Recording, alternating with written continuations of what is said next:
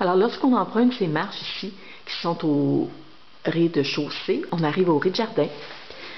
Dans le rez-de-jardin, il y a ici une première chambre qui va avoir un leaking sous les fenêtres avec une grande garde-robe ici.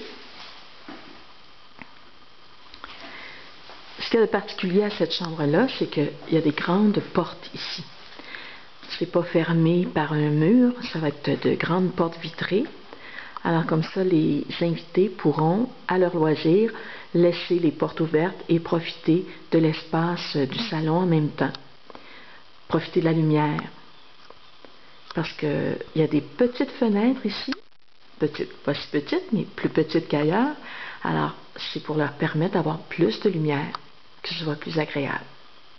Alors, il y aura le salon avec un divan-lit qui pourra recevoir aussi des invités. Avec un mur ici où il y aura des livres, une bibliothèque de livres. Ici, un mur pour recevoir la télévision, puis des grandes fenêtres un peu partout, là, porte-patio. Il y aura une terrasse à l'extérieur qui sera sous la tourelle, sous la terrasse du rez-de-chaussée.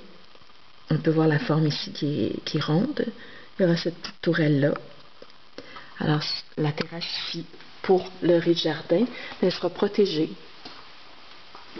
et bien à l'ombre. Il y aura un coin soleil qui est plus loin.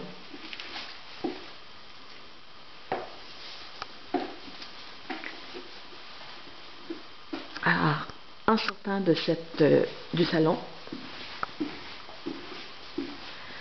on entre ici dans l'autre chambre. C'est la chambre de tes tout-petits, ça, Claudine. Il y aura un lit gigogne dans ce coin-ci. Ils vont profiter de grandes fenêtres. C'est très lumineux. Il y aura un autre lit sur ce mur-ci. Alors, tu vois, on peut en accueillir 3, je l'avais dit. Garde-robe. En sortant de cette chambre, on a une salle de bain complète qui est ici. Et ce qu'on voit derrière, c'est la salle des machines.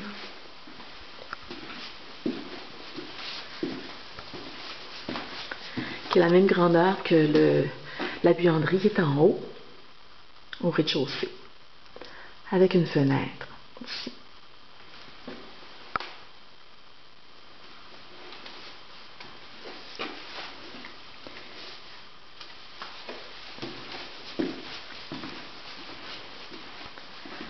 Ici, il y aura une garde-robe de cèdre pour les vêtements hors saison.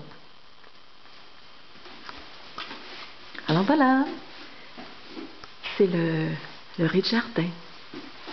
Moi, ce qui me plaît, c'est ici.